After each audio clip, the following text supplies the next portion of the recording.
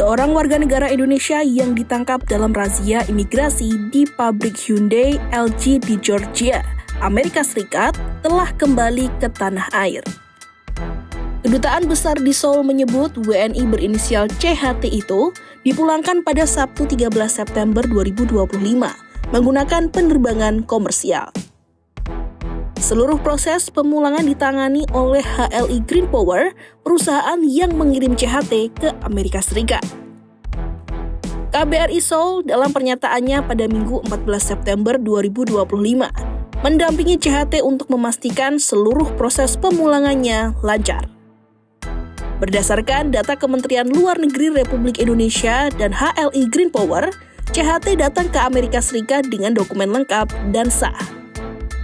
Meski demikian, pada 4 September 2025, ia ditangkap di pabrik patungan Hyundai LG di negara bagian Georgia, Amerika Serikat.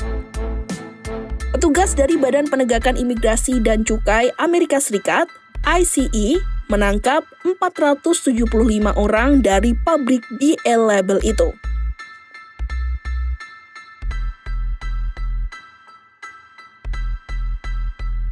Pada 4 September 2025, Badan Penegakan Imigrasi dan Cukai Amerika Serikat merazia pabrik patungan Hyundai LG DA label, Georgia. Dari operasi tersebut, 475 pekerja ditangkap, termasuk ratusan warga Korea Selatan, hampir 20 orang warga Cina dan Jepang, serta 1 WNI. Meski banyak pekerja memiliki visa sah, mereka tetap digiring keluar pabrik dengan tangan dirantai.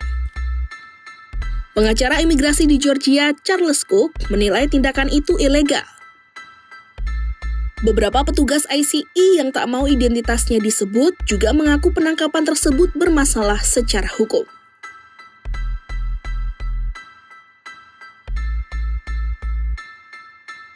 Pemerintah Korea Selatan bereaksi keras.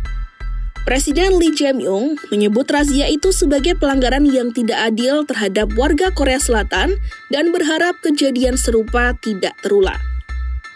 Pada 12 September 2025, sekitar 350 dari 475 orang yang ditangkap berhasil dipulangkan ke Seoul.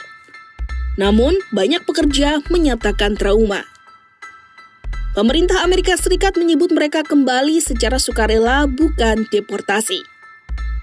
Presiden Amerika Serikat Donald Trump dilaporkan meminta pekerja asing yang ditangkap agar tetap berada di Amerika Serikat untuk melatih tenaga lokal di pabrik Hyundai LG. Investasi senilai 12,6 miliar dolar Amerika Serikat itu dianggap penting, tetapi pembangunan pabrik kini dipastikan tertunda setidaknya 3 bulan. Razia tersebut memperburuk hubungan Amerika Serikat dan Korea Selatan.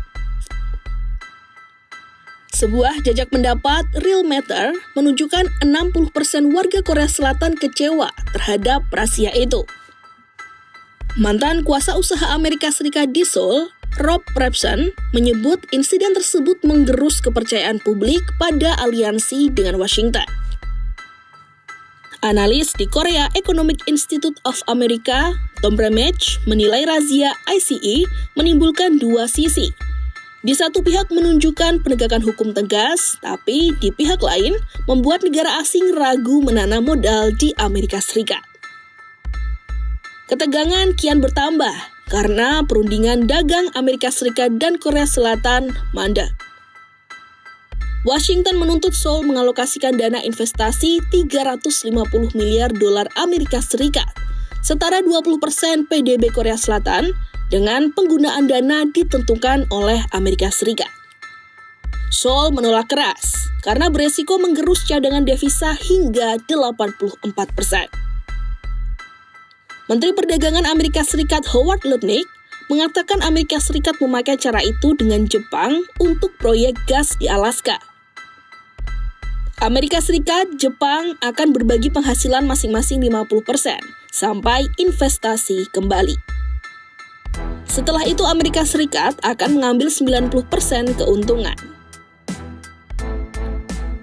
Analis pada Korea International Trade Association, Chang Sang-sik, menyebut bahwa memenuhi tuntutan Amerika Serikat sama saja memicu krisis di Korea Selatan. Ia menyebut kesepakatan Jepang berbahaya bagi negara lain.